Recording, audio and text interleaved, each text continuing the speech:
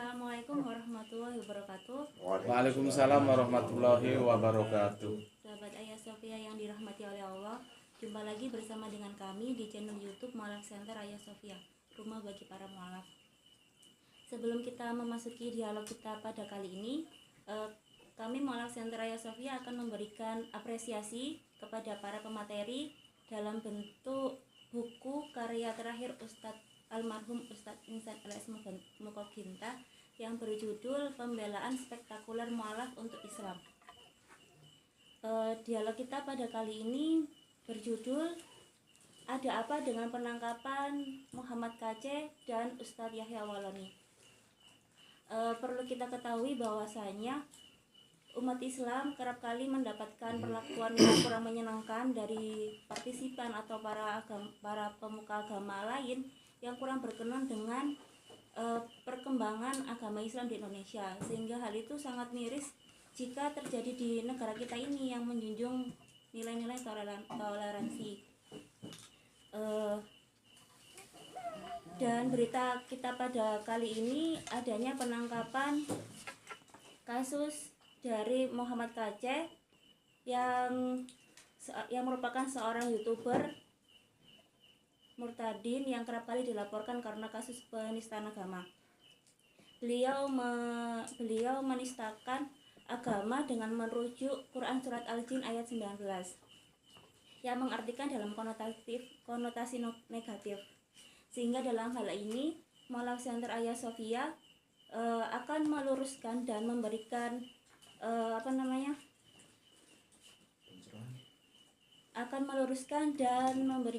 alasan tanggapan secara akademis dari pemateri kita agar umat Islam itu lebih tidak mudah terprovokasi dengan adanya argumentasi yang menyesatkan dari para penista agama. Sehingga pada dialog kita kali ini kami mengundang Gus Beti sebagai pakar kristologi dan budayawan Indonesia. Dan kemudian kami juga mengundang Dr. Suryadi selaku Ketua Arimatia Pusat sekaligus dosen via UB. Selanjutnya kami juga mengundang Ustadz Ahmad Wakid. Selanjutnya kami juga mengundang Ustadz Ahmad Wakid selaku pemerhati perbandingan agama di Kota Malang.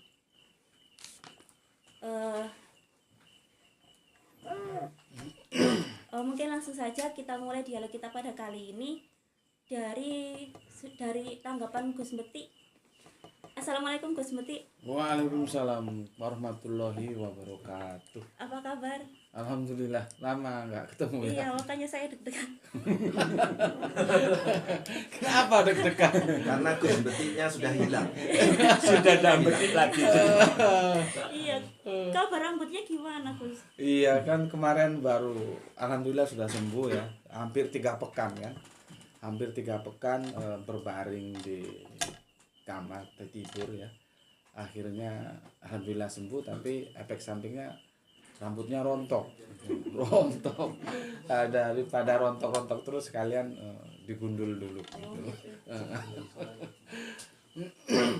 Ya mungkin tanggapan Gus Beti mengenai kasus penangkapannya Murtadin Muhammad KC ini seperti apa Gus dari sudut pandang Gus Beti? Aku coba menyampaikan sebuah cara pandang dulu ya. Sebetulnya sih ketika kita berbicara tentang agama itu harusnya kita tahu ya. Meskipun ini nanti agak rancu juga di mana batasannya itu. Ada ruang publik dan ada ruang privat. Gitu loh. Ya. Ada ruang privat, silakan Anda berbicara sesuai iman Anda. Tetapi ada ruang publik. Ruang publik itu nanti orang bisa tersinggung. Gitu loh. Jadi gini ya. Seseorang ketika agamanya disinggung, apapun agamanya pasti nggak nerima. Itu Itu kerangka berpikir dasar ya. Apapun agamanya, ketika dia disinggung, pasti orang tidak menerima. Nah, dalam konteks Islam Kristen ya, khususnya agama-agama samawi lah ya. Iya. Agama-agama samawi, cuman aku agak melahirkan sebuah tanda tanya juga, khususnya Yahudi ya. Karena Yahudi lain. Seharusnya tidak begitu. Karena gini, semua agama-agama samawi itu, kalau samawi kan kita menariknya dari milat Abraham, Yahudi, Nasrani, dan Islam ya. Yang berikutnya Nasrani bermetamorfose menjadi Kristen, kita lebih kenal di Indonesia. Itu agama samawi itu agama pemberian.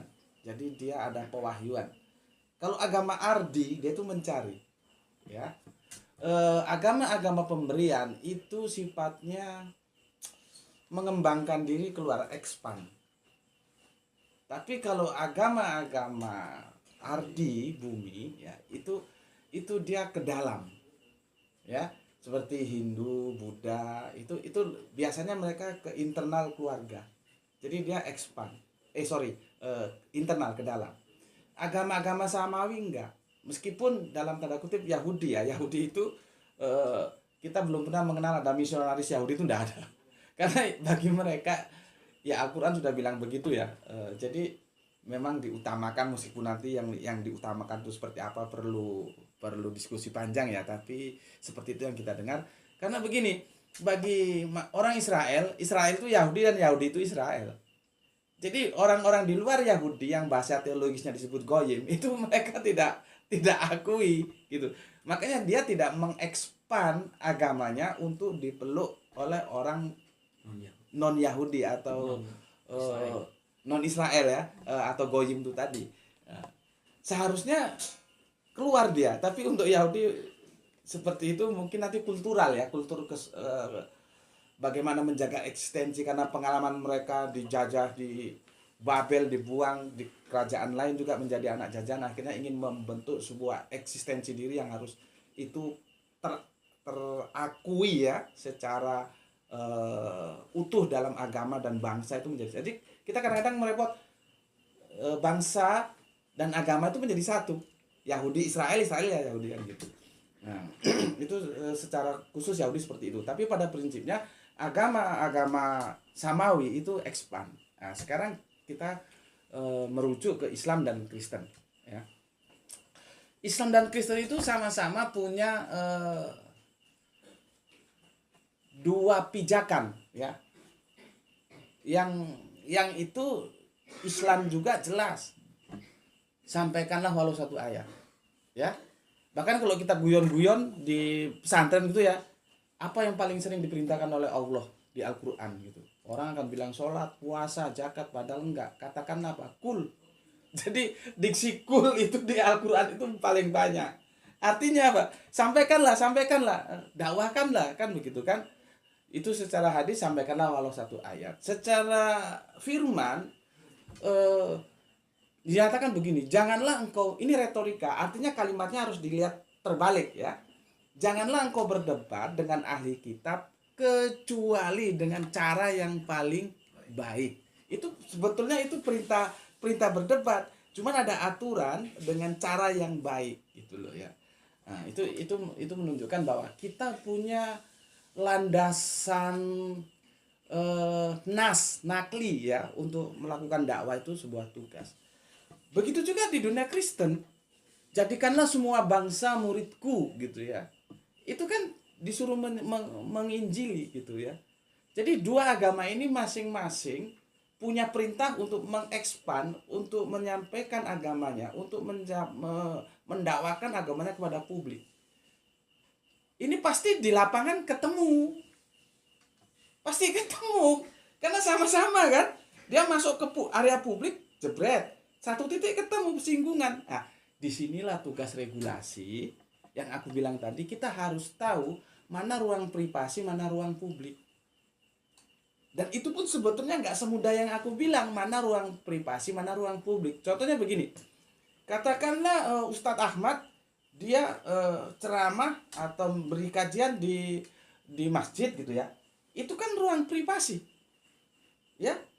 ruang privasi internal umat ya, itu ruang privasi. Tentu kita tahu tidak ada satu agama pun di dunia ini yang rukun, itu tidak ada. Dalam tataran akidah itu tidak bisa rukun. Ya, bagi kita orang Islam tentunya Yesus itu levelnya nabi. Bagi saudara kita yang Kristen tentunya Tuhan atau Allah ya. Iya. Seorang ustadz seperti beliau tidak mungkin dong dia akan mengatakan bahwa Yesus itu Allah kan atau Tuhan. Mesti dikatakan Yesus itu nabi. Tetapi beliau bicaranya di ruang privasi, ya. Cuman sekarang makanya aku tidak terlalu ego ya. Bahkan sains dan ilmu sosial itu sebetulnya saling mendukung, saling mempengaruhi. Kalau dulu kan seolah-olah kalau anak eksak lebih unggul daripada anak sosial. Oh enggak, ini saling kerjasama. Nah, dengan perkembangan teknologi, ya, itu merubah aturan-aturan sosial. Sekarang diketemukan yang namanya YouTube, ya. Nah, sekarang bagaimana syutingnya, acaranya di ruang privasi, ya, sebarannya setelah itu nanti diunggah ke YouTube itu menjadi ruang publik. Nah, ini gimana? Ini sulitnya membedakan antara ruang publik dan ruang privasi. Nah, modernisasi. karena pengaruh teknologi itu tadi kan. Nah, kalau aku sih, karena aku juga ya bermain di sana ya, artinya aktif di dunia dakwah, di dunia YouTube gitu ya. Aku biasanya membuat ring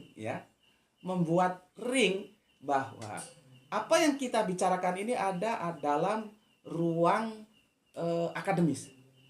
Karena dalam ruang akademis itu apapun bisa boleh dibicarakan tanpa ada harus ketersinggungan. Tentunya tetap dalam kesantunan, ya. Jadi bukan ruang sosial, ya. Contohnya begini, kalau aku misalkan di ruang akademis, aku bisa mengatakan, Pak, konsep ketika Anda mengatakan Yesus itu bukan Yesus dengan bukti akademis bla bla bla bla, itu boleh. Tapi di ruang sosial ketika aku bilang mau kemana, mau ke gereja, lo ngapain ke gereja? Ya saya mau berbakti kepada Yesus. Oh, Yesus itu kan bukan Allah, itu tidak boleh. Tidak boleh kan? Misalkan aku ketemu temanku, Pak Pendeta mau kemana? Mau ke gereja gitu. Ngapain mau beribadah pada Yesus? Loh, Yesus itu bukan Allah kok diibadahi. Nah, itu tidak boleh. Jadi selama ini aku menggunakan kerangka berpikir kita berbicara dalam ring akademis, bukan ring sosial gitu ya. Yang kita bicarakan pengetahuan bukan iman. Karena iman tuh nggak bisa didiskusikan. Yang sudah diimani ya sudah. Tidak bisa didiskusikan. Yang kita diskusikan itu pengetahuan. Nah, contohnya begini. Di bumi Nusantara kita itu tidak boleh orang mengamalkan sosialis, komunis. Tidak boleh. Tapi misalkan itu dibawa ke dunia akademis, dikaji di kampus sebagai ilmu pengetahuan, itu boleh. Gitu ya. Nah, sekarang seperti yang sedang terjadi tentang penangkapan itu. Karena aku kan harus fair ya, harus fair. Maka aku akan katakan begini, silahkan kepada semua viewer, siapapun Anda, apapun agama Anda, kira-kira menurut Anda yang disampaikan oleh yang Muhammad KC. Koclok lah, koclok gitu aja. Oleh koclok ini itu masuk kepantasan yang seperti apa sih gitu? Apakah itu pantas atau tidak sih gitu ya? Konteksnya gitu. Konteksnya itu bagaimana, itu aku serahkan ke publik aja. Itu dari aku. Karena kan kita masing-masing sudah nggak mungkin kita akan membohongi diri kita kan? Iya. Kita tahu lah itu sebetulnya mengolok-olok atau enggak gitu. Oke. Itu mungkin dari aku. Selanjutnya dari sudut pandang Dr. Suryadi, bagaimana menanggapi kasus ini, Dokter? Iya, terima kasih. Assalamualaikum warahmatullahi wabarakatuh. Waalaikumsalam warahmatullahi wabarakatuh. Sebuah peristiwa yang saya tidak menduga.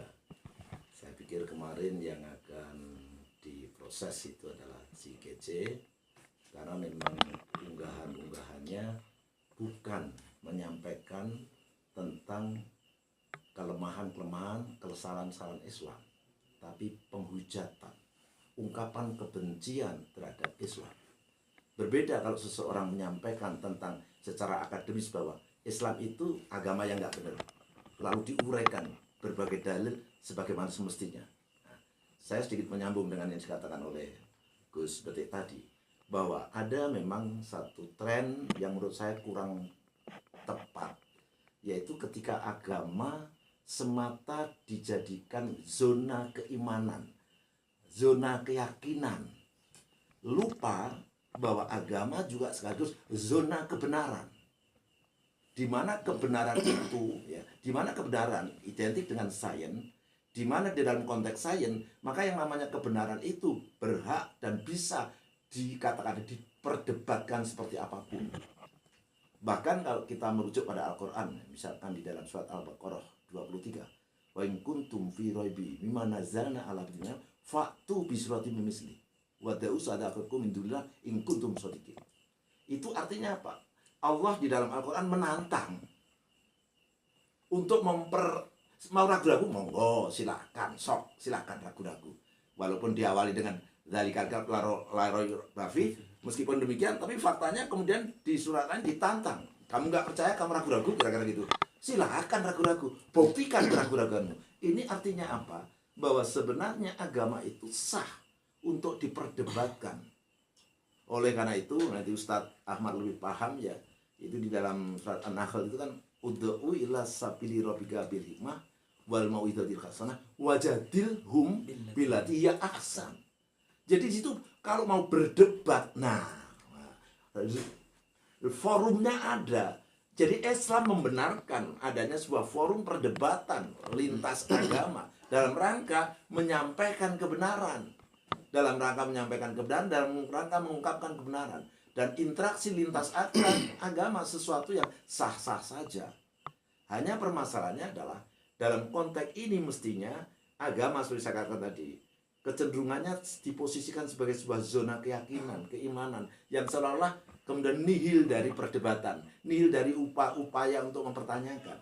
Bagaimana mungkin saya misalkan seorang muslim mau mendakwakan Islam, sementara saya tidak bisa mengungkapkan kebenaran Islam dan kemudian ketidakbenaran selain Islam?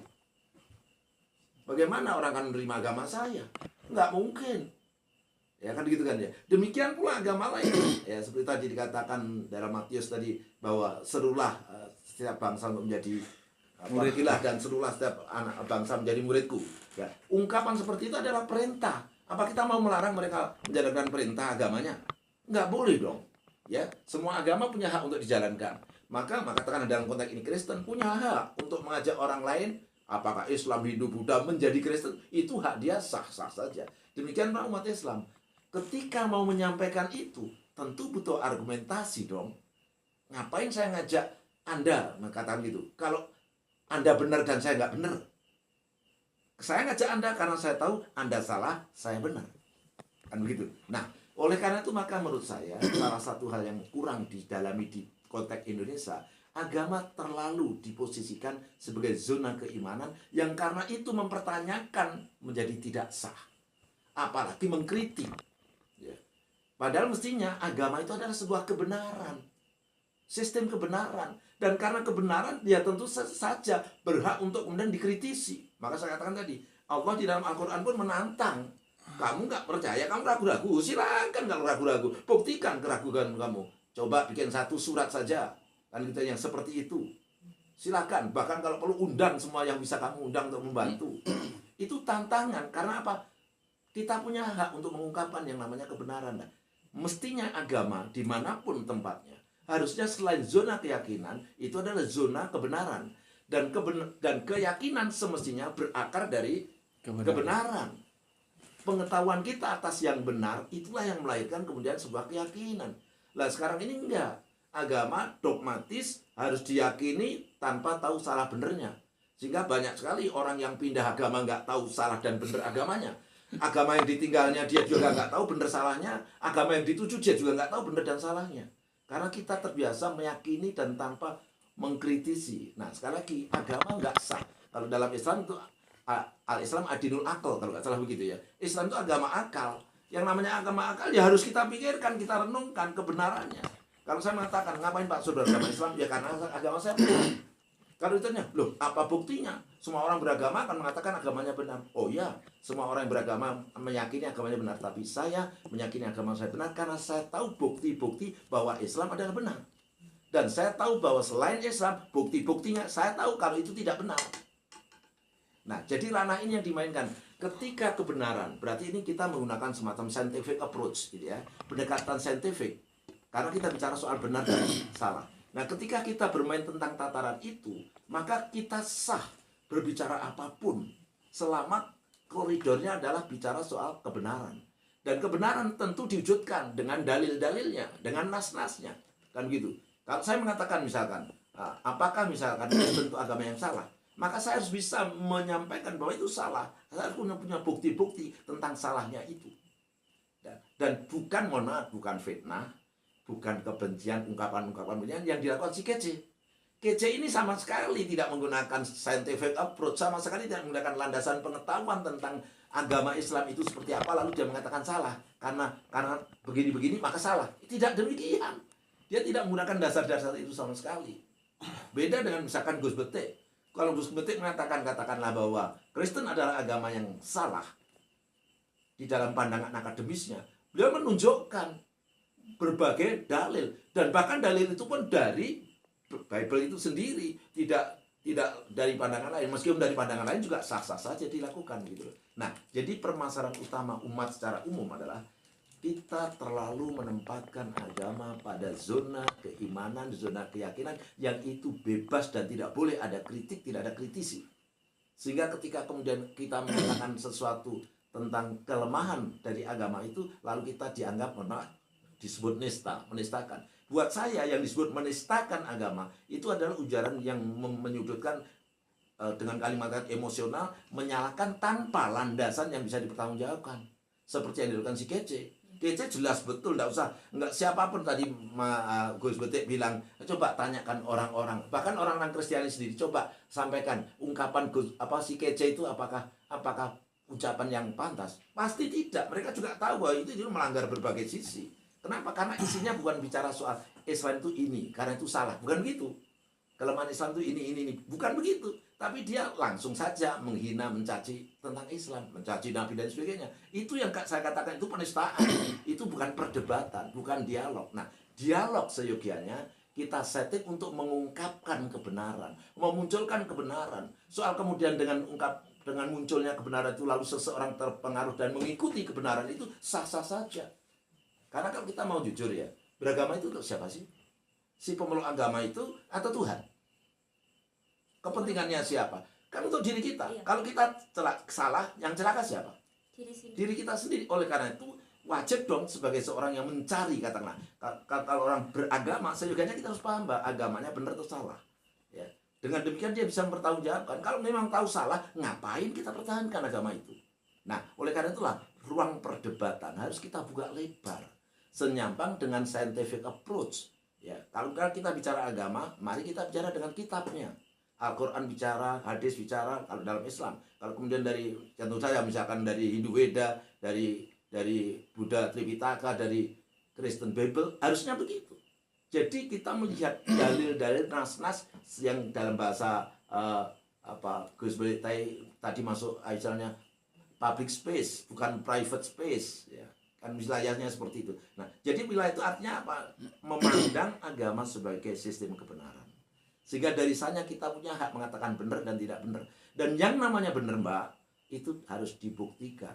Yang namanya salah, Mbak, juga harus ditunjukkan. Kita nggak bisa mengatakan, oh Islam agama benar, buktinya apa? Lalu nggak bisa jawab. Nggak bisa begitu.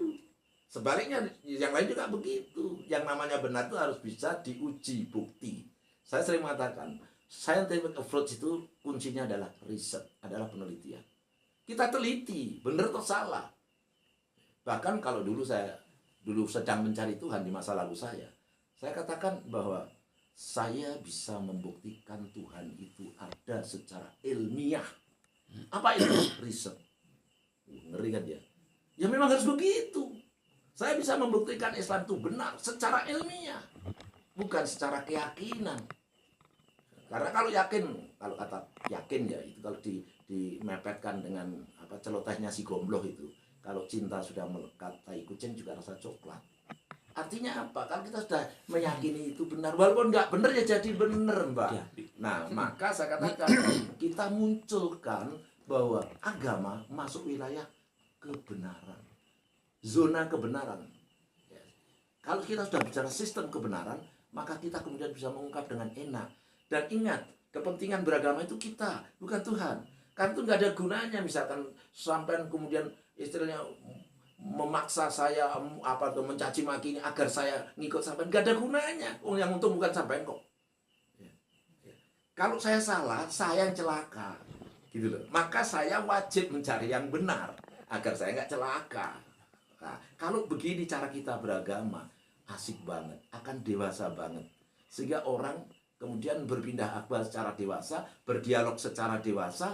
Akibatnya lalu kita tidak terjadi kasus-kasus sekarang ini terjadi. Yang terjadi sekarang ini bukan perdebatan, bukan dialog, tapi penistaan.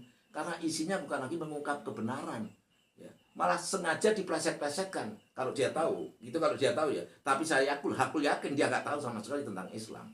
Ya. Oleh karena itu mohon maaf, mohon maaf dengan sangat hari ini saya tidak akan pernah bisa menyebut namanya Muhammad. Namanya kece. Saya sebut kece karena tertulis kece. Saya tidak akan berani menyebut yang di depannya. Karena itu terlalu mulia untuk ditempelkan pada penistaan semacam ini. Koclok itu, Gus. Koclok. Nah, bagaimana kalau kemudian saya hubungkan dengan kasus apa Yahya Waloni? Yahya Waloni. Buat saya Yahya Waloni adalah masih dalam tataran dia mengungkapkan kebenaran. Tetapi saya secara pribadi sendiri kurang setuju, kurang nyaman dengan tata bahasa ungkapan-ungkapan beliau. Kayak penyampaian. Iya, betul. Jadi beliau banyak menggunakan istilah sentuhan-sentuhan emosi kalau dalam bahasa saya itu. Sentuhan emosi, bukan sentuhan akademis yang mengungkapkan kebenaran Islam dan ketidakbenaran Kristen. Tapi dia mengungkapkan seringkali dengan ungkapan-ungkapan yang ya baik cara maupun diksi yang dipakai, iya, diksi yang dipakai misalkan kalau beliau mengatakan apa tadi Bible itu palsu, misalkan gitu kan ya. Kata-kata itu sendiri ya bisa jadi memang mengandung kebenaran, tetapi kata itu, pemilihan itu akan berbahaya karena sudah itu unsur sudah seolah-olah kebencian, menjustifikasi sesuatu kan gitu kan ya. Jangan demikian dong. Ya. Tapi sebenarnya kita sah-sah saja kan ya, apa Pak Suryadi, kalau misalnya mengatakan Bible itu bukan asli karena memang Betul, maka saya katakan jangan bilang dalam konteks palsu seolah-olah, karena kalau kita bicara Bible itu terjemahan. Memang faktanya di Indonesia saya belum pernah sampai hari ini, saya sering berhubungan dengan teman-teman pendeta, sampai hari ini saya belum pernah ketemu yang namanya Bible asli atau Injil yang asli. Yang saya temukan adalah terjemahan-terjemahan. Saya misalkan ketika pergi di beberapa negara, misalkan saya juga temukan yang namanya terjemahan-terjemahan. Jadi kalau adik datang misalkan katakan ke New Zealand misalkan, saya di sana disodori Bible ya bahasa Inggris, kan gitu kan ya. Di Arab bahasa Arab kan gitu kan ya. Lalu yang mana? Kan gitu kan ya. Kenapa yang dipegang tangan oleh teman-teman Kristen itu bukan dalam arti kitab suci asli kitab sucinya, tetapi terjemahan kitab suci. Nah, ya, lah terjemahan ini apakah lalu disebut kitab suci atau tidak? Ya, itu silakan didiskusikan masing-masing. Tetapi namanya Gus ya, ini. ya. Tetapi yang penting adalah bagaimana katakanlah Ustadz Wahloni menyadari bahwa bagaimanapun namanya hidup bersama, ketika kita menyampaikan sesuatu harus kita pikirkan, karena itu di dalam Al-Quran wajadilu billati hiya ahsan. Jadi yang terbaik yang bisa kita lakukan berdebat, berdiskusi itu ya sampai seperti itu. Kenapa? Karena sejak awal begitu kita berdebat, mohon maaf, psikologi perdebatan itu setiap orang akan mempertahankan dirinya. Bener atau salah berusaha mempertahankan dirinya dulu gitu loh, karena dianggap nanti bisa mempermalukan diri. Ya kalau buat saya debat itu bukan begitu, karena debat buat saya salah ya saya terima kasih ditunjukkan yang benar, saya akan ikut kalau saya begitu. Tapi secara umum perdebatan itu sejak awal sudah membawa posisi yang beroposisi gitu loh ya. Nah karena oposisi maka harus hati-hati ketika kita menyampaikan pesan-pesannya, harus benar-benar yang bernas. Kita menyampaikan dalil dan cara menyampaikannya tidak boleh sentuhan emosi dimainkan. Jadi sentuhannya harus standar ya, seorang dosen kalau ngajar itu kira-kira seperti apa, kira-kira gitu ya. Itu nggak ada sentuhan-sentuhan emosinya. Nah itulah memaparkan kebenaran dalam konteks perdebatan, dan itu insya Allah tidak akan menimbulkan sesuatu dan tidak boleh disentuh oleh hukum. Ya, tidak boleh hukum menyentuh itu.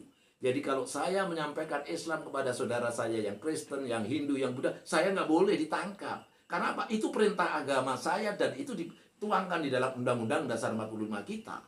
Ya. Kata nggak boleh. Kalau saya mengajak mereka untuk masuk agama saya, mereka datang mengajak saya juga tidak boleh ditangkap. Karena itu perintah agama. Hanya lalu ada etika yang aturan main agar cara mengajak itu lalu tidak menyalahi aturan.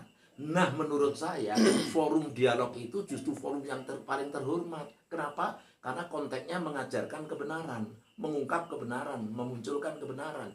Bukan misalkan saja misi atau dakwah, tapi pendekatan-pendekatannya yang menurut saya kurang terpuji. Misalkan saja ya super mie, ya orang miskin kasih super mie, lalu begini itulah. Menurut saya itu mohon maaf tidak terhormat. Karena itu mengelabui. Agama itu soal kebenaran, gitu loh. Kalau dirinya benar silakan. Kalau saya kebetulan punya pengalaman ketika kuliah S2, saya bertemu dengan sahabat saya. Ya, saya tidak akan sebut namanya termasuk di Indonesia dikenal. Secara nasional dia dikenal gitu. Dia sangat baik dengan saya, amat sangat baik. Ketika dia dapat kiriman buku dari Belanda dari mana oleh saudaranya, lalu fotokopi bagus saksikan saya. Dan dia mengajak saya kepada agamanya. Saya sama sekali tidak marah, tidak benci. Sampai hari ini saya bersahabat dengan dia. Kenapa? Karena dia menganggap dirinya benar. Ketika saya diajak, saya tunjukkan bahwa Kanda nggak benar, ikut saja ke saya. Ayo kita bicara soal benar dan salah. Begitu. Saya kira dalam konteks yang kita bisa bicarakan, saya mengambil posisi seperti itu. Jadi jangan sekali-kali menjadikan orang yang berdebat dalam agama, dalam scientific approach, itu dipermasalahkan dan dimasukkan dalam konteks penjara. Ini masalah besar. Karena apa? Itu berarti melanggar Undang-Undang Dasar 45 karena menyampaikan agama itu karena perintah agama maka negara wajib melindunginya. Tetapi ketika yang muncul bukan dalam ranah mengungkap kebenaran dengan cara scientific approach, menunjukkan bukti-bukti kebenaran, yang muncul adalah cara yang emosional dan kemudian dengan konten yang menghina. Nah, di sini ini bukan mengungkap kebenaran, bukan berdebat, bukan menyampaikan kebenaran, tapi ini penistaan. Lah yang ini wajib hukumnya ditangkap. Kenapa? Kalau tidak maka kerukunan umat beragama di Indonesia hanya omong kosong. Dari sini adalah letaknya saya kira. Ya. Kemudian kalau dilihat dari sudut pandang pemerhati perdebatan antar agama itu seperti apa, Ustaz Ahmad Wakil? Ya, bismillahirrahmanirrahim. Assalamualaikum warahmatullahi wabarakatuh. Waalaikumsalam. Alhamdulillah nahmaduhu wa nasta'inu wa fi amri dunya wa dinil haq. Asyhadu an la ilaha illallah wa asyhadu anna Muhammadan abduhu wa rasuluh. Allahumma salli wa sallim wa barik ala Muhammad wa ala ali Muhammad. Jadi kalau saya melihatnya begini. Di dalam Islam tidak pernah melarang untuk berdebat. Bahkan kita diperintahkan seperti ayat yang sudah dikasihkan. Ajaklah ila sabili rabbika, kepada jalan Tuhanmu.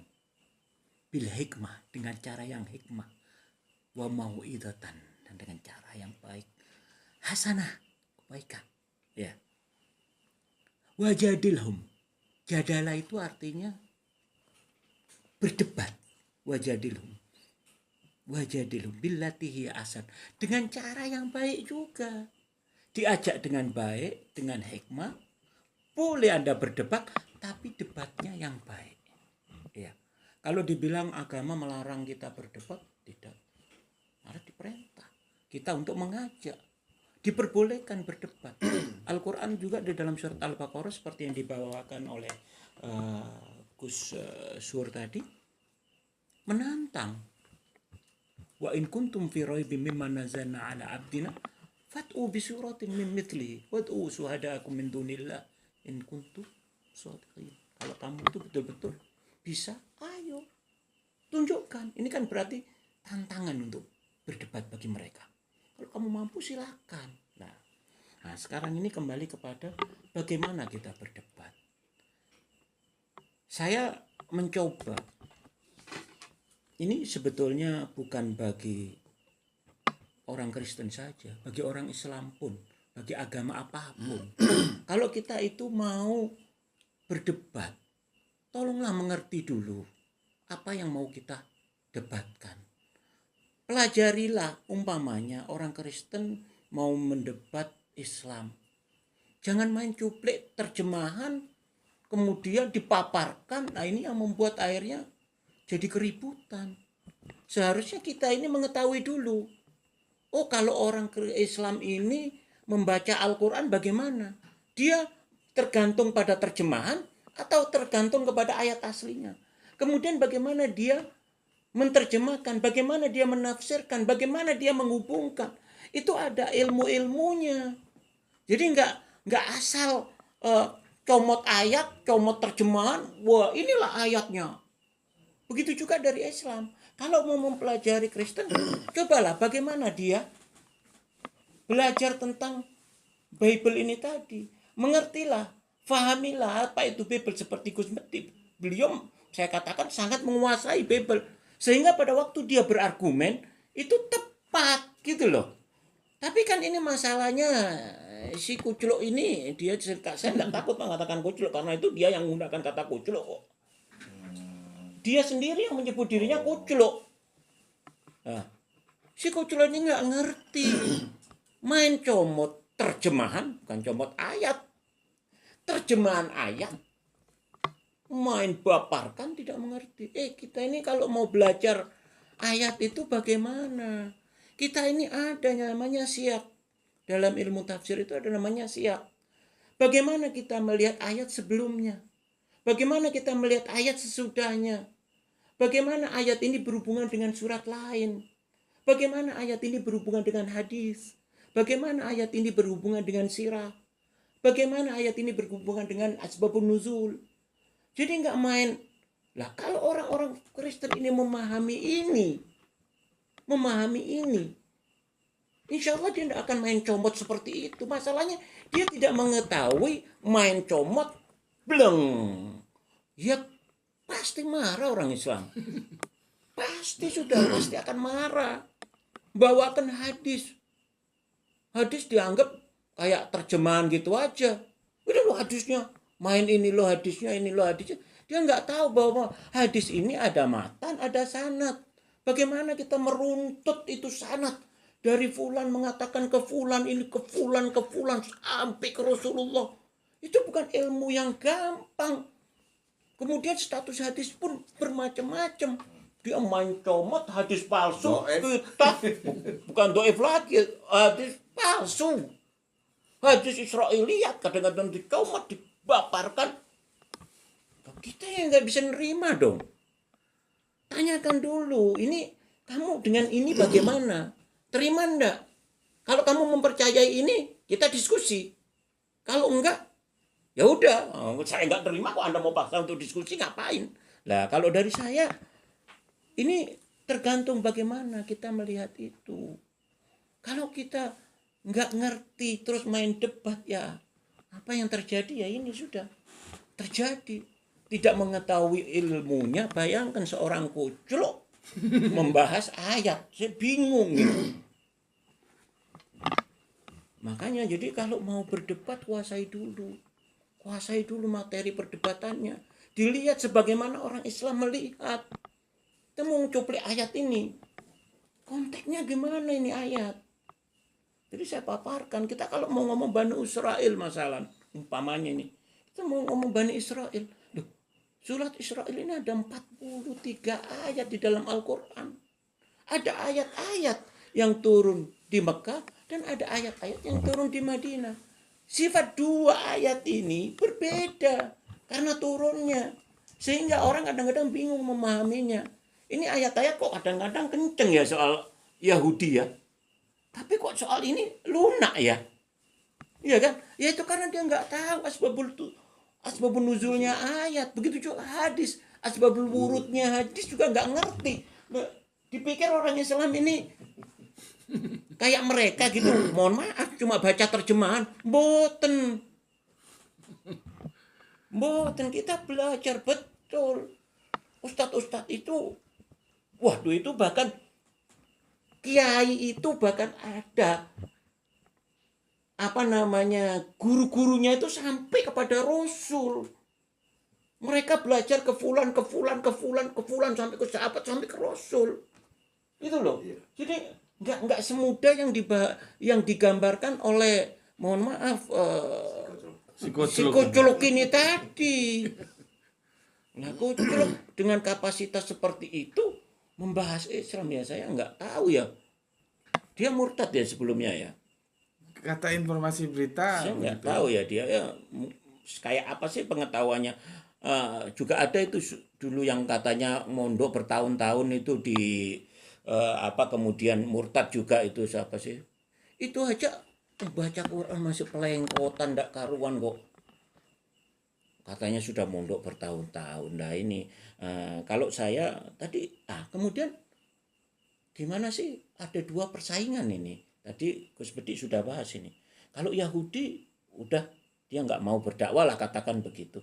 Tapi Islam sama Kristen ini sekarang ini tadi Mbak mengatakan perkembangan agama Islam di Indonesia ini luar biasa. Bukan di Indonesia, Mbak, di dunia. Inilah yang membuat mereka gatel. Luar biasa. Di Amerika sejak terjadinya 9/11, di Eropa orang pengen tahu Islam. Luar biasa perkembangan ini. Sementara di sisi lain, mohon maaf, berapa jumlah dalam 50 tahun terakhir ini yang gereja tutup di Eropa, berubah jadi masjid, berubah jadi museum. Sementara berapa masjid yang dibangun dalam waktu 50 tahun terakhir ini. Luar biasa. Jadi ya pantaslah kalau kita ini dianggap bahaya, Mengganggu. mengganggu dakwah ini. Bukan. Dan seharusnya tidak dianggap mengganggu, karena sesungguhnya agama itu untuk diri kita. Nah, Kalau tapi memang kan salah, kenapa harus dipertahankan? tapi kan pemahaman mereka tidak demikian. Kalau semuanya berpikir seperti yang dikatakan Gus Suryadi tadi, Nyaman. ya sudahlah, selesailah kita. Selesailah. Tidak akan ditangkap orang seperti Kuculuk. Nah, ini saya pikir tidak terlalu lama sudah. Dari saya, ini pandangan saya tentang hal-hal ini. Jadi bagaimana kita sebelum berdiskusi, berdialog antar agama, ketahuilah dulu. Seperti saya contohkan Gus Bedi, dia pada waktu berbicara tentang kristologi, dia menguasai ilmunya. Enak diajak ngomong. Lawan debatnya pun akhirnya tidak emosi, ya memang kadang-kadang terpancing pastilah. Tapi lah ini tanpa pengetahuan, main cuplek dari terjemahan. Pernah berkali-kali saya lihat diskusi dialog agama di YouTube. Dia ngomong ayat ini. Ditampilkan, coba kamu baca. Baca aja nggak bisa. Gimana mau menafsirkan? Baca aja nggak bisa. Baca ayat. Nah ini yang terjadi. Saya pikir itu dari saya mungkin bisa. Ini kalau misalnya penangkapannya Portadin Kece itu tadi dihubungkan dengan penangkapannya Ustadz Yahya Waloni, yang kira-kira itu ada permainan atau enggak, Ustadz?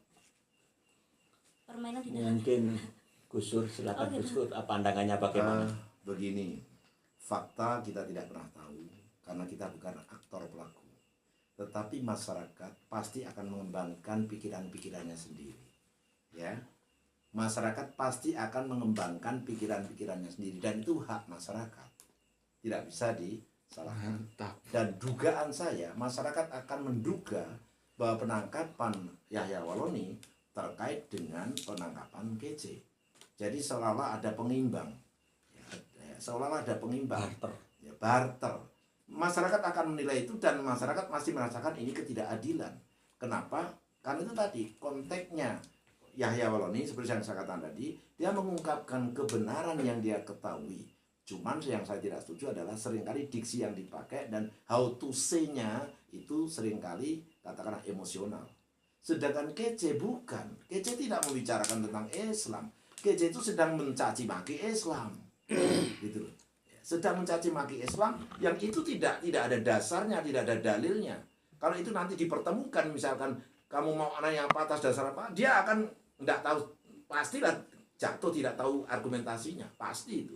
Nah, jadi di sini sebetulnya konteksnya berbeda, maka saya sayangkan kalau seperti itu. Oleh karena itu saya berharap, andaikan karena ini sudah terjadi ya, saya berharap bahwa nanti pengadilan itu secara terbuka, biar masyarakat juga tahu bahwa misalkan Yahya Waloni layak untuk dipenjara, misalkan gitu kan ya, terbukti nanti di pengadilan karena terbuka. Ya, sehingga masyarakat tahu mana yang benar, mana yang dibenar-benarkan. Ya, kira-kira begitu. Tapi seperti saya katakan tadi bahwa pasti masyarakat berkembang pemikiran berpikir bahwa penangkapan Yahya Waloni terkait dengan perintah atau desakan masyarakat untuk menangkap si Kece. Dan ini menurut saya sebetulnya kurang bagus kalau dilihat dari sisi aparatur pemerintahan ya. Karena bagaimanapun aparatur pemerintah itu juga butuh legitimasi dari masyarakat. Karena pemerintah itu kan menjalankan amanah masyarakat. Karena itu mestinya apapun yang dilakukan mestinya juga memperhatikan aspek-aspek itu. Nah, akan berkurang nanti sekali lagi kalau prosesnya bagus. Misalkan tadi bahwa Yahya Waloni diproses secara terbuka, dihadiri oleh, nah demikian pula nanti para pakar juga akan hadir kan, nanti kan ada saksi-saksi ahli kan gitu kan ya. Nah demikian pula si Kece.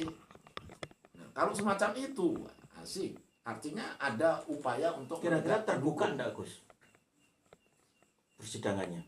Saya berharap, tetapi tidak yakin.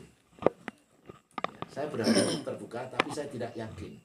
Ya, itu. Karena seperti saya katakan tadi, kita sudah terlanjur masuk perangkap seolah-olah agama masalah keyakinan.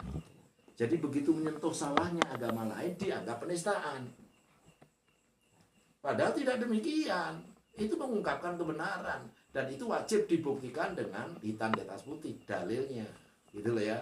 Tidak syukur sembarangan. Nah, ketika dia orang bisa mengungkapkan dalil-dalilnya secara katakanlah sesuai dengan prosedur metodologis yang benar, itu sah. Dia mengatakan agama lain salah itu sah-sah saja gitu loh.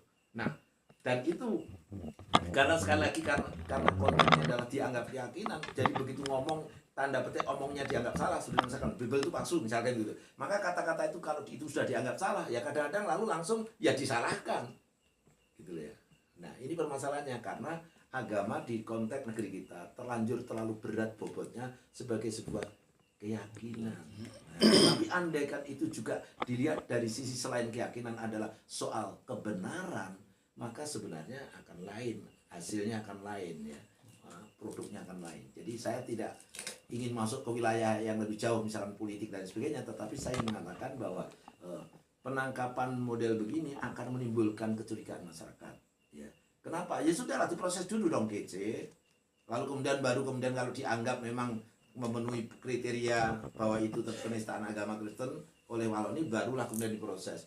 Ini begitu ketangkap ini langsung ditangkap. Nah, proses waktu yang sangat berdempetan ini akan menimbulkan tanda tanya dan masyarakat akan liar, pikiran masyarakat akan liar. Gitu loh. Jadi siapa yang bisa menyalahkan ketika masyarakat liar? Karena masyarakat itu juga punya kemampuan berpikir dan salah satu bentuk berpikir namanya berpikir asosiatif, menghubungkan, mencantolkan. Kok habis ini kok muncul ini? Ya, masih dihubungkan gitu loh. Jadi dan itu tidak salah, itu manusiawi banget, berpikir begitu itu manusiawi banget gitu loh. Itu kalau menurut saya. Saya kira Dari saya baca satu artikel di detik.com ya. Beda. Waktu Yahya Waloni itu ditangkap di rumah jam 5 sore. Tapi pada waktu si Kucil ini ditangkap di tengah sawah malam-malam dia. Ngapain di tengah sawah malam-malam? Dia mau lari. Dari situ aja kelihatan.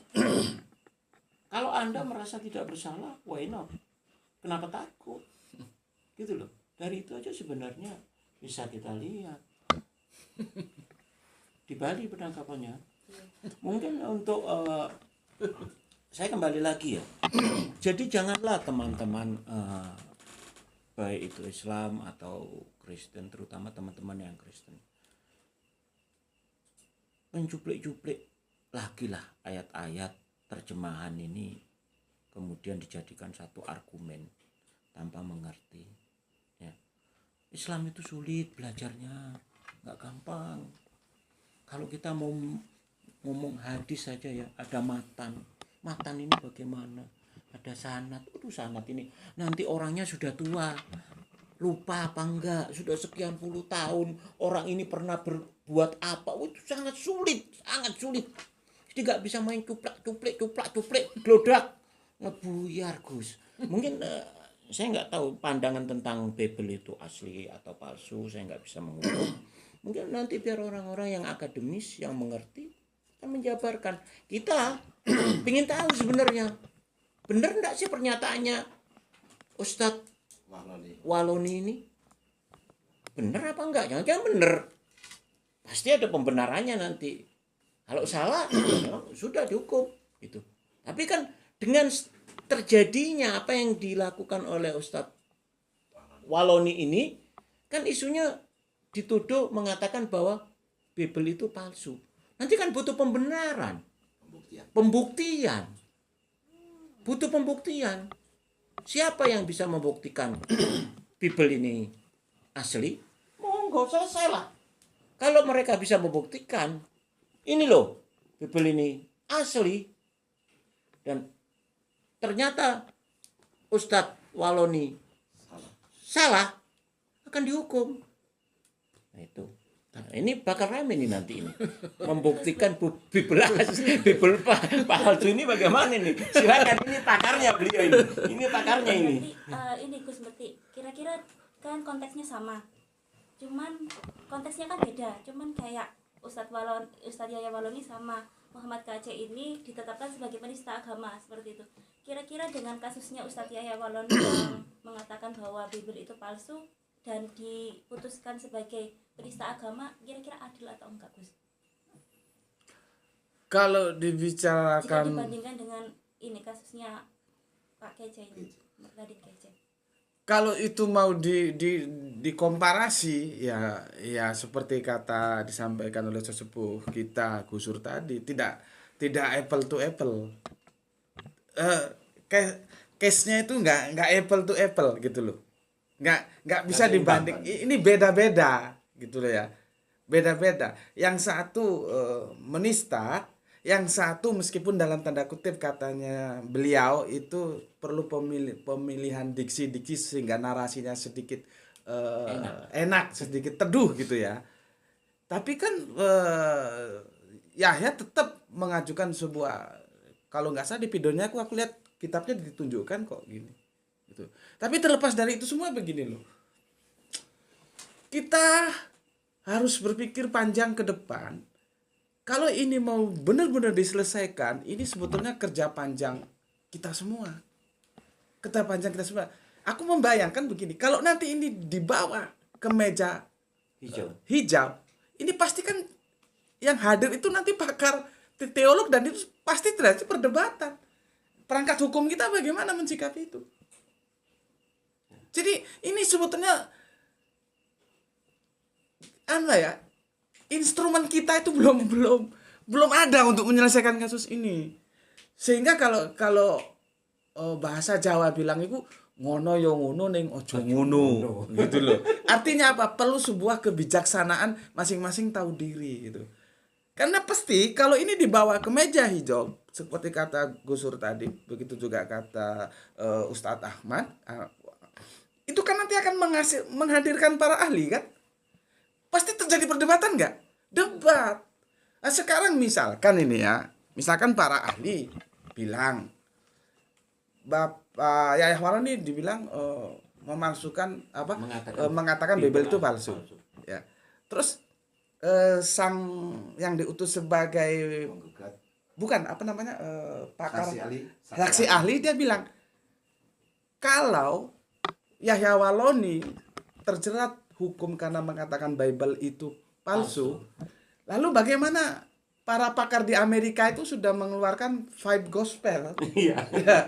Five Gospel itu yang dinyatakan bahwa pernyataan sebentar saya bawa Injil ya. Ini ya. Ini Injil ya. Ini Bible ya. Kalau Injil itu hanya perjanjian baru, ini Iya, Itu oke. Itu Alkitab. Di Pipe Gospel itu sepertinya yang kita bicarakan dulu yang Injilnya ya. Itu dari Injil yang Matius, Markus, Lukas, dan Yohanes, itu hanya 18% ucapan Yesus. Nah itu kan, kalau memang mengatakan hal yang seperti itu kena delik, lah kok di Amerika nggak kena delik gitu loh.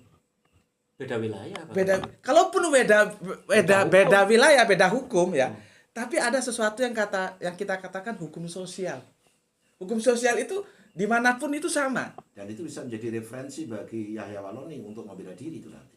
Ya itu. bisa. Buku itu. Bisa. Ya. Makanya kan aku bilang tadi, kalau ini benar-benar diselesaikan di meja hijau, ini rame. Karena nanti akan mengeluarkan, masing-masing mengeluarkan argumen. Jadi tidak lebih menjadi debat teologi. Makanya tadi kalau aku bilang, harus hati-hati. Kepolisian hati-hati. Nanti kalau misalkan maju ke meja hijau juga kita harus hati-hati. Intinya begini loh ya. Aku baru baca tadi di salah satu media online ya. Justru itu yang mengatakan itu pakar, katakanlah tokoh gitu ya. Aku lupa namanya, dari Papua sana itu. Itu mengatakan bahwa si Kocolok ini dalam kontennya itu dia menerima dana 40 juta. Itu di media ya, Di medianya seperti itu. Cuman media aku sosial, ya karena aku belum apa namanya? Tidak baca secara keseluruhan karena tadi buru-buru kesini kan. Jadi aku baca judulnya seperti itu. Nah, justru aku kira pemikiran yang bagus dari beliaunya, tokoh dari Papua ini ya, Pak siapa tadi namanya aku lupa. Kalau Kuculuk ini kan hanya boneka. Artinya boneka habis, kalau operatornya masih ada, dia bisa cari boneka lain. Paham ya? Maka tokoh dari Papua itu suruh mengungkap sampai ke aktor intelektualnya siapa. Gitu loh. Supaya tidak terjadi lagi, supaya di antara Islam dan Kristen di Indonesia ini kembali bersaudara gitu loh ya. Bersaudara, kalau mau membicarakan perbedaan silahkan di ruang diskusi gitu loh. Tapi di ruang keimanan monggo kita laksanakan masing-masing. Yang satu mau ke gereja monggo, mau ke masjid monggo. Kalau kita mau membicarakan perbedaan, ayo kita buka ruang diskusi. Gitu kan menjadi indah. Cuman kalau model-model yang seperti ini dibiarkan dan itu menjadi banyak, seperti yang harus kita tahu ya. Kalau di ilmu sosial, aku orang eksak tapi aku juga suka ilmu sosial ya. Setelah agama itu baru politik yang bisa mengikat orang menjadi satu. Itu ikatan agama dan ikatan politik. Tetapi paling kuat itu ikatan agama. Agama itu merasa kita menjadi satu, saudara. Dan di konsekuensi logisnya, resistensi ketersinggungan itu semakin tinggi. Nah, karena resistensinya semakin tinggi, maka harus dibikin wadah yang namanya wadah akademis tadi. Ya, di sana kita bisa berbicara kan, karena menurut dosen kita ini dalam segi akademis itu ya kalau kamu bilang benar harus tunjukkan benarnya, kalau salah tunjukkan salah, di sana terjadi dialog gitu loh. Nah, kalau ini nanti mau sungguh-sungguh mau dikupas tuntas, terjadi persidangan, ujung-ujungnya dialog. Saya menurut keyakinan saya, ini nanti akan berakhir dengan selesai dengan cara persaudaraan. Itu nanti akhirnya. Yang ya itu Tadi kalau sudah ini ya sudahlah, kita damai saja. Karena tidak mungkin itu dikupas. Nggak mungkin Yahya Waloni ini tidak ada pembela. Nggak mungkin. Sebetulnya begini ya. Pada akhirnya nanti kita berdamai saja sudah. Wabillahi taufiq wal hidayah. Wassalamualaikum, selesai. Jadi yang jelas-jelas menistakan agama seperti Pak Kece ini bakalan bebas gitu ya. Ya, nggak tahu lagi ya. Tapi itu kan. Tapi kalau dibawa ke meja hijau, kemudian mendapatkan satu tanggapan besar, gede loh ini. Iya, makanya Gede. itu. Makanya kan aku bilang Gede, ini bukan masalah kecil. harus hati-hati dalam menangani kasus ini, supaya kalau orang Jawa bilang apa Gus, ngerah iwae ojo sampai butek banyune. Jadi masalahnya perkaranya selesai, tapi kerukunan antara kita sebagai anak bangsa ini tetap terjaga gitu loh. Cuman kan sekarang peran media ini nggak bisa dibendung. Ada persidangan apa? Berapa menit sudah di YouTube kita bisa lihat. Terus hasilnya bagaimana? Terus kalau ada salah satu umat apa saja pun merasa, wah ini pengadilannya nggak fair, kan sudah masalah lagi. Yang paling mengerikan kalau kemudian Yahya Waloni mampu menunjukkan ya tanda petik membuktikan omongannya bahwa omongannya itu benar dengan bukti-bukti, apalagi dengan terbitnya buku apa tadi? Pipe Gospel, maka mohon maaf, ini menjadi semacam hantaman yang sangat mengerikan bagi teman-teman di Kristen. Bisa-bisa kalau di media sosial itu muncul, bisa-bisa gereja jadi kosong. Karena ini nanti istilahnya mengungkap kebenaran. Tapi kalau yang di penjara hanya si kece, nggak ada masalah. Karena warga Kristen pun yang katakanlah menggunakan hati nurani, nggak akan bisa juga menerima yang dilakukan si kece. Gitu loh ya. Jadi penistaannya itu jelas banget kalau si kece. Tapi kalau Yahya Waloni itu bisa menimbulkan blunder. Karena ini urusannya bisa menjadi besar. Ya. Karena begini, kalau hukum itu fair, maka tuduhan menistakan agama karena mengatakan Bible itu palsu, itu harus terbukti bahwa tuduhan itu memang sebuah penistaan, ya. Bahwa tuduhannya yang diomongkan benar, tapi apakah ucapan itu sebuah penistaan, itu akan menjadi masalah tersendiri. Dan itu saya setuju dengan Ustadz Ahmad, itu bisa menjadi peristiwa besar negeri ini. Dan itu bisa-bisa nanti jangan-jangan lalu seperti di sejumlah negara Eropa, gereja lalu dijual. Kenapa? Ya ditinggalkan oleh masyarakatnya. Ya, saya tidak tahu persis. Saya kebetulan pernah tinggal 3 bulan di New Zealand. Ya. Jadi setiap hari Sabtu dan Ahad itu saya biasanya jalan-jalan. Dan saya menyaksikan bahwa gereja-gereja itu sudah tidak berfungsi. Bahkan 3 bulan di sana saya saksikan 2 gereja dibeli masjid. 2 gereja dibeli masjid. Nah, Saya katakan tadi. itu. Maka saya bilang, ini bisa berbahaya banget, malah merugikan. Oleh karena itu, ikhlaskan dan jangan istilahnya barter dan sebagainya, karena ini tidak bisa. Tadi kan tidak bisa dibandingkan, karena yang dikatakan oleh Yahya Waloni tanda petik kalau ada kesalahan itu diksi sama caranya menyampaikan. Konteksnya Tapi ya bukan konten yang salah. Sementara kalau kece memang kontennya penghinaan. Esensialnya itu beda. Ya, itu. Sehingga Jadi tidak, kalau misalnya Ustadz Yahya Waloni atau Muhammad Pak Kece ini dibebaskan, berarti tidak adil gitu ya? ya pasti menimbulkan rasa ketidakadilan ya. Pasti menimbulkan rasa keadilan. Ingat loh, untuk kasus kece ini yang melakukan tuntutan itu dari berbagai pihak, dan itu bukan main-main. MUI juga bicara, NU juga bicara, Muhammadiyah juga bicara. Ini kalau sudah NU, Muhammadiyah, MUI mau bicara, apalagi ini namanya seluruh umat Islam Indonesia. Sudah mewakili. Nah itu loh, masalahnya di situ. Kenapa? Karena memang istilahnya telanjang bulat kece ini menista. Kalau Yahya Waloni sekali saya katakan tadi, secara konten butuh pembuktian. Berarti harapannya Pak Kece ini dipenjara gitu ya, Pak? Oh, kalau saya harus ada sanksi yang jelas agar tidak menimbulkan berikutnya.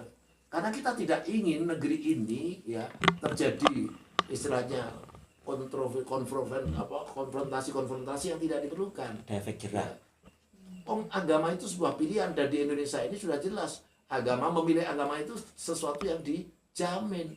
Jadi silakan mau agama apapun, mau menjalankan termasuk mengajak juga silakan, tapi ada aturannya kan gitu tadi. Nah kalau kemudian melakukan penghinaan dibiarkan, akan ada pengadilan jalanan, dan itulah sangat mengerikan.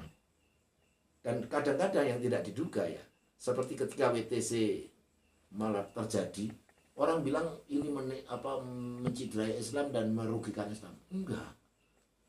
Masyarakat Eropa berbondong-bondong ingin tahu tentang Islam. Akhirnya banyak yang masuk Islam. Jadi Itu kan masalahnya. ini kayak Islamophobia itu, menimbulkan Islamophobia. Ya, bisa harapannya mungkin muncul Islamophobia, tapi bisa terbalik. Ingat, masyarakat Eropa itu masyarakat yang rasionalitasnya seringkali tinggi. Sehingga tidak bisa pendekatan agama menjadi pendekatan saya sistem kebenaran, bukan lagi sistem keyakinan. Kalau ini benar, istilahnya kalau ini harus saya yakini, benarnya apa? Begitu melihat kok nggak bener, ya ditinggal. Di Eropa sekarang, bahkan misalkan di Australia sekalipun nggak ada yang bisa menelusur. Yang lebih banyak sekarang ini kelompok agnotis. Bukan lagi kelompok beragama. Mereka awalnya dari Kristiani, tapi kemudian karena melihat, katakan proses perjalanannya, lalu mereka tidak mau beragama lagi. Meskipun hatinya percaya Tuhan itu ada, tapi dia tidak lagi mau. Nah, ini seperti agnotis. Dan ini tren Eropa besar banget. Saya pernah ketemu orang dari Australia yang mewawancarai saya karena dia riset tentang Indonesia, khususnya di Kota Malang waktu itu. Saya menjadi informannya. Saya tanya, dia bercerita bahwa kami yang mayoritas itu agnotis, Pak. Bukan Kristiani, bukan Yang taat. Iya. Jadi agnotis yang muncul. Nah, saya kira demikian. Gus Metik, kalau misalnya Gus Metik ditunjuk sebagai saksi ahli dalam kasus persidangan Ustaz Yahya Maulana itu bagaimana? Bersedia apa enggak? Kalau Bukan berharap bersidang tidak wajib. Oh, iya. Karena sebagai seorang muslim dia punya kewajiban meluruskan. Apalagi dia punya pengetahuan. Nah, begitu. Kalau aku begini saja ya, kalau mau meminta Gus Metik menjadi saksi ahli itu tentunya bersedia. Cuman ada dua syarat. Satu syarat aja ya. Aku juga harus hadir sebagai saksi ahli di persidangannya si Kucluk Iya. gitu. Jadi kan fair. Ya. Di tempat Yahya diundang, di Kucluk juga diundang gitu. Nanti kita buka-bukaan aja gitu ya. Buka-bukaan aja karena seperti yang disampaikan oleh Ustadz Ahmad ya. Ngerti nggak bahwa di Al-Quran itu sudah dijelaskan ada ayat-ayat mutasabihat, ada ayat-ayat muhkamat. Ketika ayat mutasabihat yang itu polisemi, dia bayangkan dalam sebuah kitab suci ketika itu dia satu diksi punya banyak makna terus hanya dipegang di satu diksi saja, itu mesti bermasalah. Nah, masalahnya aku yakin Kece tidak tahu jin yang dimaksud itu apa. Itu loh. Dia tidak tahu. Yang ada dalam otak dia namanya jin itu adalah makhluk ciptaan dari Allah yang itu dari api ya. Dan selalu cara pandangnya gaib. Dan karena dia itu jin terus konotasinya negatif. Gitu aja. Tapi apakah seperti itu? Nanti sesi lain itu nanti kalau sudah masuk ke hal-hal teknis seperti itu. Makanya Gus Metik mau diundang jadi saksi ahli, mau dengan cara dua-duanya gitu ya. Nanti di KC juga saya datang, di Yahya Honi juga datang gitu. Jadi supaya kita bisa saling bicara di sana. Terus kalau untuk pembelaan atas tuduhan dari KC itu apa Gus kira-kira pembelaan? Kan Pak KC ini kan menistakan agama, menjelek-jelekkan Nabi Muhammad dalam hal itu tadi. Kalau dari pembelaan Gus Metik itu apa? Oh, dari pembelaan Iya, aku. Ya seperti tadi. Dia ngerti nggak jin yang dimaksud di situ? Oh, dia nggak ngerti kok. Ini kan sudah masuk masalah teknis, gitu loh. Dia nggak ngerti jin itu apa. Yang ada dalam otak dia kan dikerumuni jin, dan jin itu negatif, setan, roh halus segala macam.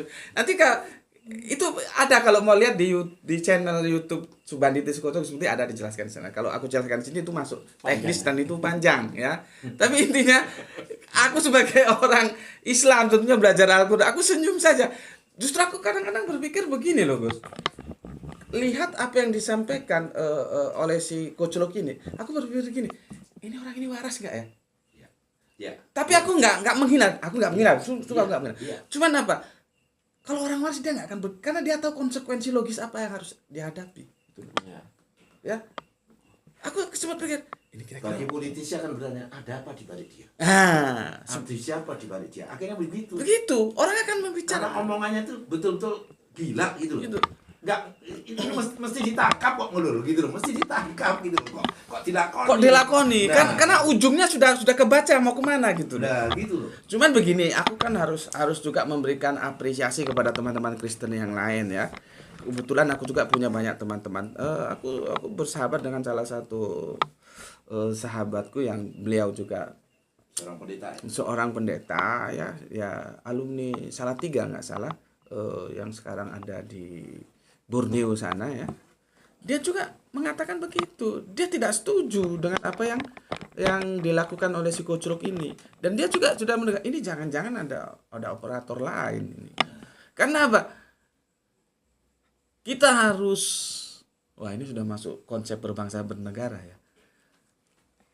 Yang cinta, yang tertarik, yang ingin memiliki negeri Nusantara ini banyak.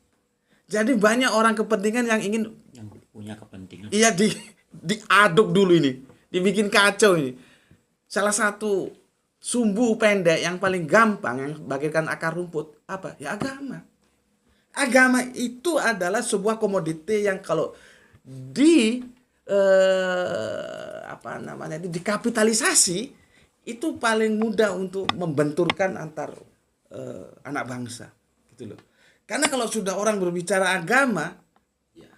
nggak ada takut. Keyakinan. Keyakinan, masalah sudah masuk konteks keyakinan. Nah, maksudku gini loh, jangan sampai kita ini dikerjain dengan aktor tertentu dan itu memang ingin merusak kehidupan berbangsa, bernegara, beragama kita. Tapi ya alhamdulillah ya, di antara kita umat Islam dan saudara-saudara kita Kristiani masih relatif tak terpancing lah ya untuk adu domba seperti ini, gitu. Kalau saya boleh menambahkan ini ya, sebetulnya kita ini umat beragama. Agama itu tidak ada satu agama pun yang menyuruh akan kejelekan. Tidak ada agama apapun agamanya. Pasti mereka akan mengatakan satu kebaikan. Saya tidak berbicara tentang kebenaran, tapi kebaikan. Tidak ada agama apapun, Hindu, Buddha, Kristen, Yahudi, pasti Islam, pasti akan berbicara tentang kebaikan. Jadi kalau ada orang yang dibilang dia itu beragama, kemudian dia tidak baik, berarti dia bukan orang agama yang taat kepada agamanya. Itu kesimpulan saya. Apapun yang dia lakukan, selama orang itu beragama, berarti berbaik gitu loh.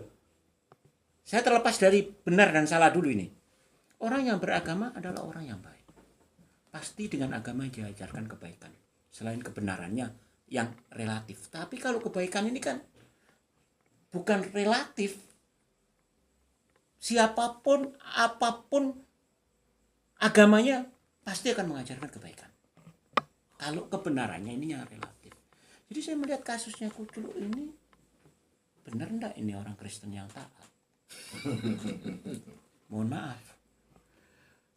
Saya kira saya setuju dengan Ustaz Ahmad bahwa orang yang beragama dan serius dalam beragamanya pasti akan berusaha menjadi orang yang terbaik. Ya.